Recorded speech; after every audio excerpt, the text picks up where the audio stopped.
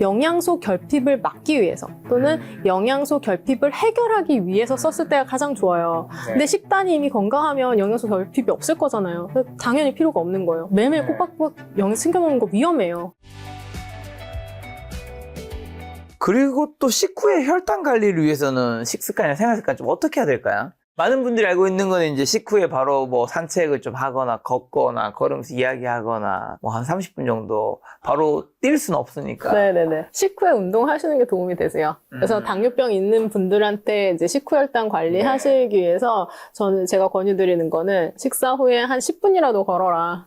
산책하셔도 좋고 계단 오르면 더 좋으세요. 계단을 오르실 수 있습니다. 자, 지금 이제 질병예방세대의 저자이신 오수연 교수님과 함께하고 있는데 영양제, 많은 분들이 궁금해하는 거죠. 저도 최근에 영양제 하나, 2개 잘못 먹었다가 두드러기 나서 한 3개월 동안 고생했습니다. 그 원인 찾을 때 영양제가 문제일까 생각을 못해서 3개월 동안 고생을 했었는데 건강기능식품 시장의 거품과 대부분의 영양제 효과가 없다는 얘기가 있잖아요. 진실은 뭔가요?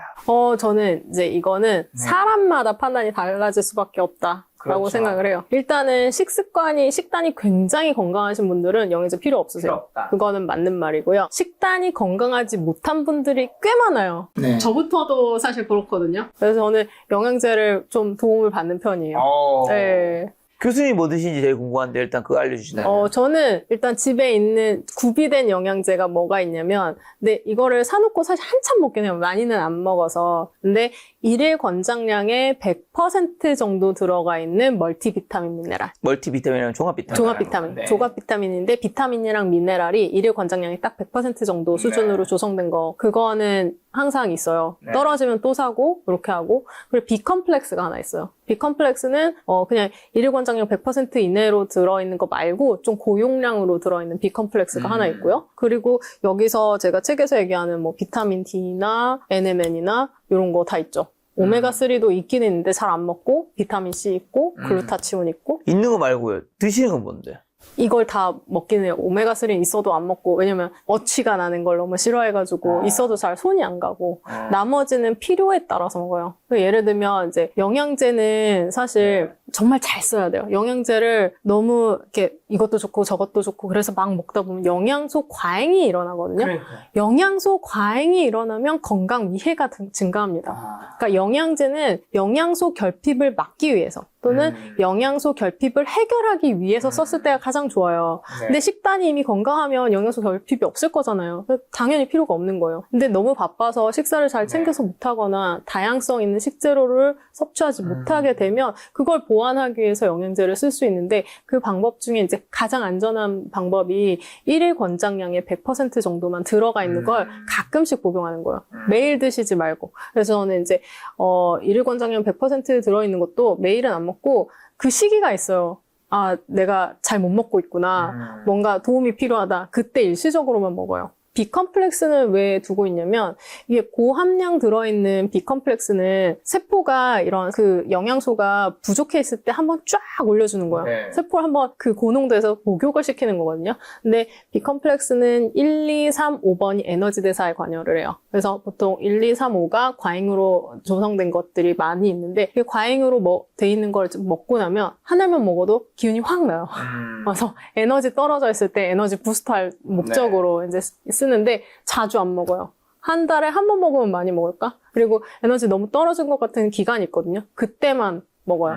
요즘에는 그런 영양제는 편의점에서 일회용 분량으로도 나오더라고요. 그래서 진짜 너무 에너지가 이렇게 기운이 안 나고 그럴 때는 그런 거 아주 가끔씩 복용하는 게 또 도움이 될 수 있고. 근데 이제 비타민 B 컴플렉스에 대해서는 제가 책에서 좀 우려점이 있어서 말씀을 드렸는데 6번, 9번, 12번 같은 경우에는 암세포 생장을 촉진시킬 수가 있거든요. 이건 왜 그러냐면 6번, 9번, 12번은 우리 세포가 분열을 하려면 핵산이라는 유전물질을 만들어야 되잖아요. 유전물질을 잘 만들게 해요. 그러면 정상세포도 분열을 돕지만 암세포가 분열하는 건 너무 도움을 줄 수 있는 거야. 6, 9, 12가 고용량으로 장기간 들어가게 되면 오히려 암 발생률이나 암 위험도는 높일 수가 있어요. 네, 그래서 비컴플렉스는 고용량 들어있는 거는 정말 잘 생각하고 드셔야 되세요. 그러면 이제 어쨌든 지금 기본적인 전제는 나한테 맞는 영양제를 찾고 뭐가 되는 거잖아요. 사람마다 다른 건 다 알겠는데 어떻게 찾죠? 어떻게 찾냐고요? 네, 나에게 맞는 영양제가 뭔지를 어떻게 찾아요? 우리가? 영양제 공부를 하셔야 되세요. 그래서 저는 영양제 관련해서 상담을 원하시는 분들이 많거든요. 교육을 중점적으로 해드려요. 이런 영양제는 어떤 기능이 있고 내가 어떤 상황에서 쓸 때 도움이 된다. 이거를 설명을 해드리고 그러면 영양제를 매일매일 꼬박꼬박 챙겨 먹지 않고 매일매일 꼬박꼬박 챙겨 먹는 거 위험해요. 그렇게 먹지 말고 이 영양 성분은 어떤 기능을 가졌고 내가 어떨 때 먹으면 도움이 된다. 이렇게 알고 있으면 그때 필요한 시기에 단기간 복용할 수 있거든요. 그런 식으로 교육을 시켜드려요. 교수님한테 그렇게 하는데 일반인 분들은 일반인 분들도 공부를 하셔야죠. 영양제 그냥 먹으면 안 돼요. 근데 일반인이 공부를 하기 힘든 영역이니까 약사가 있고 의사가 있는 거잖아요. 어떻게 하면 뭐 혈액 검사를 기반으로 뭘 해야 되나요? 혈액 검사를 기반으로 할 수도 있어요. 그래서 영양 치료를 많이 하는데 영양 치료를 하다 보니까 영양제도 더 공부를 하게 되고 그러는데 이제 저한테 오시는 분들은 저는 면역 증강 클리닉을 운영을 하잖아요. 그러니까 면역력 이상이 있는 분들이 꽤 많으세요. 감염증이 잘 생긴다거나 이런 분들 큰 병원 가면 이게 경증 질환이라서 관심을 제대로 못 받아요. 그래서 근데 이제 항생제나 뭐 항바이러스제 먹으면 그때뿐이에요. 다시 또 재발해. 이 상태는 개선이 안 되는 거예요. 그러니까 감염증이 생기면 치료는 받을 수 있는데 감염증이 자주 생기는 상태는 개선이 안 돼요. 그래서 이제 검색을 해가지고 저 같은 의사들한테 오시는 거죠. 그래서 저한테 오면 저는 이제 가장 먼저 뭘 보냐면 면역력에 중요한 6가지 종류의 비타민과 미네랄 혈중농도 보거든요. 그러면 대부분 결핍이 있어요. 그 결핍이 있는 부분에다가 결핍이 있는 딱 그거를 집어넣어서 교정을 해드리는 거예요. 그래서 뭔가 비타민, 미네랄에 결핍이 있으면 이런 이상 증상이 나타날 수밖에 없거든요. 그러면 병원에 오셔서 어제 뭐 검사를 해보는 것도 가능은 하겠죠.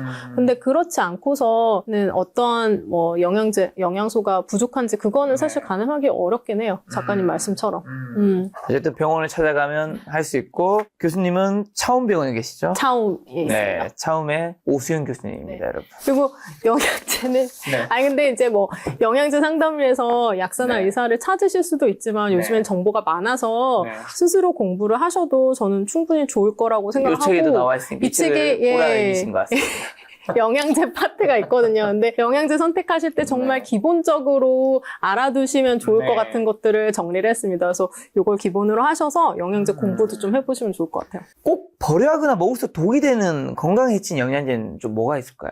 꼭 버린다기보다 정말 주의하셔야 되는 영양제가 있는데 기능성 영양제들이 있어요. 어떤 기능을 올려준다고 하면서 그런 영양제 중에 비타민 B6번이 과잉인 게 진짜 많아요. B6. 네, B6번. 여러 기능성 영양제를 먹다 보면 여기서도 조금 저기서도 조금 그럼 엄청나게 많이 과잉이 될 수 있거든요. 그래서 비타민 B6번은 방광기가 길기 때문에 체내 저류 시간이 길어요. 그럼 B6번이 과잉이 되면 신경병증도 생길 수가 있어요. 물론 이제 많이 발생하진 않아서 다행이긴 하지만 실제로 신경병증이 생기는 사례는 있거든요. 그래서 아까 말씀드렸던 B6, 9, 12번 중에서 6번, 12번은 방광기가 길다. 이런 영양소가 과잉으로 조성돼 있는 것들은 뭐 버리진 않더라도 이거 가끔씩 드셔야 되세요. 자, 그리고 또 나이가 들수록 그럼 반드시 추가해야 될 영양제나 반대로 줄여야 될 영양제도 좀 관련이 있을까요? 나이가 들수록 좀 먹는 게 부실해질 확률이 좀 있긴 하잖아요. 근데 이거는 나이에 국한된 게 아니라 개인차가 클 것 같아요. 나이가 드신다고 해서 반드시 영양제를 드셔야 되거나 그러진 않거든요. 나이가 드시면은 영양소 요구량이 조금 늘어나긴 해요. 근데 이제 잘 못 드시니까 그래서 영양제 보충하는 게 도움이 될 수 있는데 근데 영양제 과잉도, 영양소 과잉도 좀 쉽게 일어나요.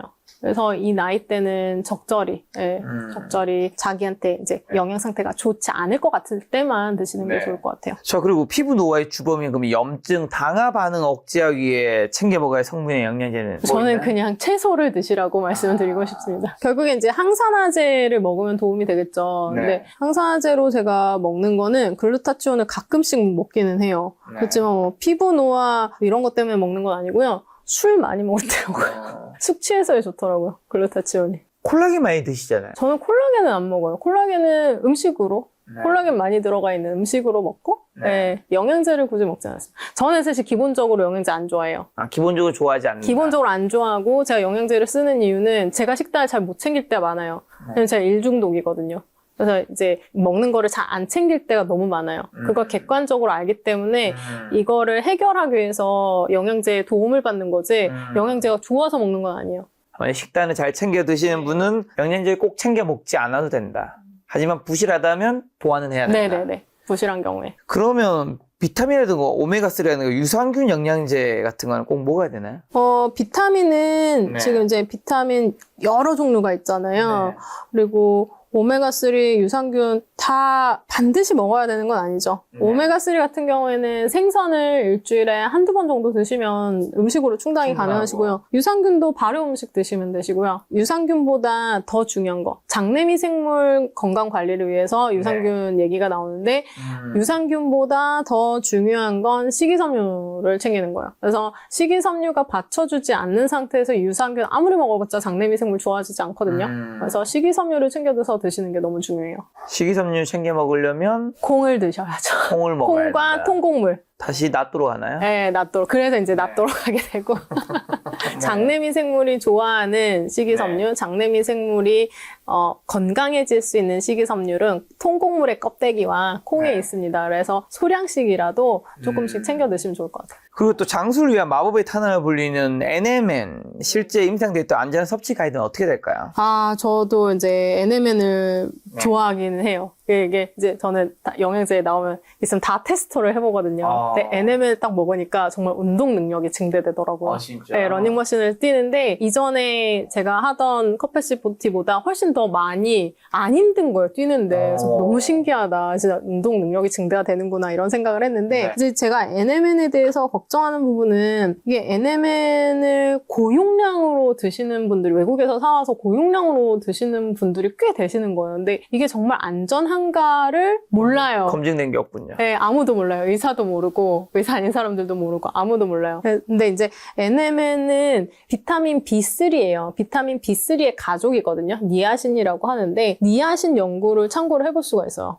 니아신은 좋은 콜레스테롤 수치를 올려주거든요. 네. 그래서 콜레스테롤 약물치료, 스타틴으로 약물치료를 받아도, 최적으로 받아도 네. 여전히 심혈관 질환이 진행하는 사람들이 있잖아요. 그런 사람들한테 좋은 콜레스테롤 높여주면 좋지 않을까 해가지고 니아신, 비타민 B3를 많이 썼었어요. 네. 근데 다 해보니까 결론이 뭐였냐면 니아신을 쓰면 추가로 하는 것은 전혀 심혈관 질환에 이득이 없고 당뇨병 발생 위험성만 높이더라 이런 결론이 나왔었거든요. 그래서 이게 이제 니아신이 한두 단계 몇 단계 대사되면은 NMN이 되는 거예요. 얘네는 가족이니까 제가 이 연구를 봤을 때 NMN을 고용량을 먹는 거는 니아신 고용량을 먹는 거랑 비슷한 효과를 내지 않을까? 그러면 결국에 이제 우리 지금 아무도 모르지만 나중에 뚜껑 열어봤을 때 뭐 당뇨병 위험성이라든지 이런 안 좋은 효과를 가져오면 어떡해? 이런 생각도 드는 거예요. 그러면 소량으로 먹는 거는 효과가 좋다라는 게 결과가 나온 거예요? 니아신을 그래서 연구를 찾아봤어요. 네. 뭐 어느 정도 양을 먹었을 때 이게 안전한지 네. 했더니 그 니아신은 비타민 B3잖아요.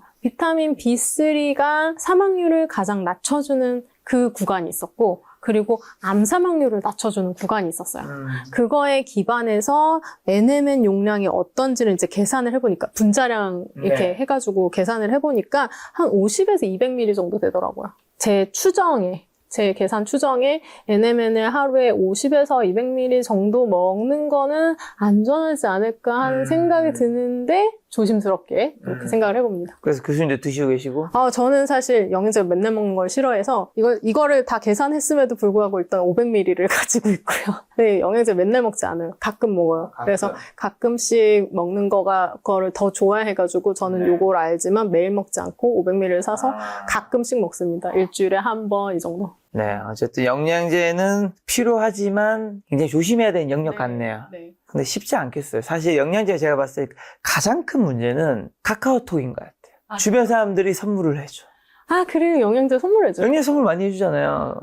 건강기능식품 영양제 같은 거 선물해 줄 수 있잖아요. 카카오톡이라든가 뭐 아니면 약국에서 사가지고 선물해 주는 케이스가 있다 보니까 뭐 유산균이라든가 오메가라든가 콜라겐이라든가 이러다 보니까 사실은 내가 원하지 않은 것들도 이제 주다 보면 먹게 되고 하는 것도 있다 보니까 그런 것도 좀 위험할 수 있지 않을까. 그럴 것 같아요. 왜냐하면 영양제는 개인마다 니즈가 다르기 때문에 다 다른데. 예, 선물을 해서 이제 보편적으로 도움이 될 수 있는 성분은 있겠지만 도움이 되지 않는 성분들도 개인차에 따라서 있을 수 있기 때문에 이건 뭐 종합 비타민 하지만 뭐죠? 그 독일인가 유럽에 있는 되게 유명한 그 있잖아요. 종합 비타민 약 선물 많이 하는 거. 파란색 통에.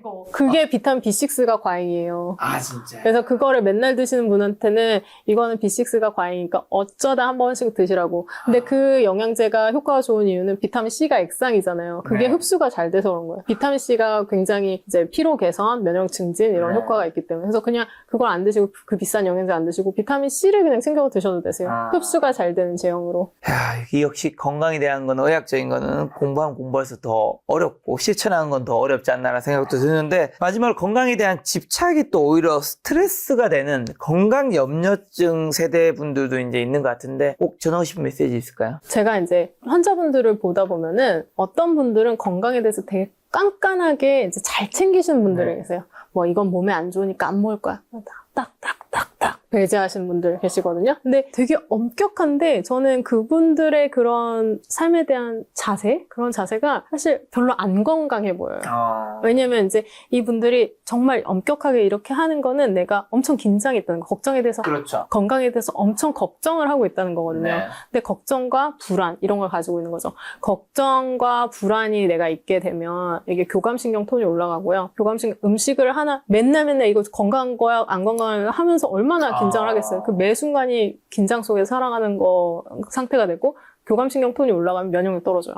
그래서 그 상태는 별로 건강하지 않아요. 근데 그냥 건강 관리를 느슨하게 하면서 좀 네. 여유 있게 건강한 거 위주로 하지만 뭐 불건강하도 막 감정적으로 막 이거 나빠 안 할 거야 이렇게 하지 않는 분들이 오히려 저는 더 건강한 것 같거든요.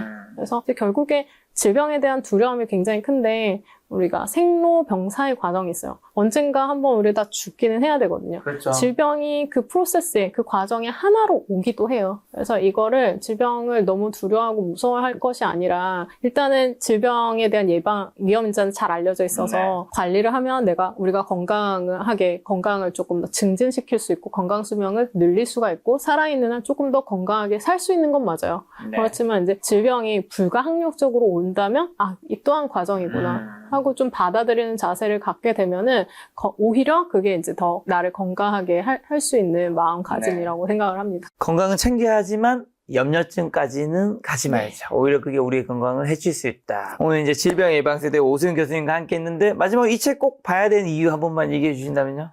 이 책은 제가 작년 한 해를 좀비처럼 지내면서 500페이지나 돼요. 600편 이상의 논문을 리뷰한 책입니다. 그래서 저도 머리가 좋지 않아서 계속 까먹고 네. 공부해도 까먹고 하거든요. 그래서 이제 꼭 기억하고 싶은 것들을 적어놨어요. 저를 위한 책이기도 하고 여러분들께도 좀 도움이 되면 좋겠거든요. 그래서 600편 이상의 논문에 지혜가 담긴 책입니다. 알겠습니다. 여러분들 건강에 관심 있는 분들은 책값이 당연히 나가겠지만 그 책값으로 여러분의 건강을 지킬 수 있다면 여러분들에게 가장 훌륭한 재테크이지 않을까라는 생각 들었습니다. 오늘 만나는 손님은 오수연 교수님이었습니다. 지금까지 여러분 소중한 시간 함께 해주셔서 정말 감사합니다. 오늘도 김 작가였습니다. 고생 많으셨습니다. 감사합니다.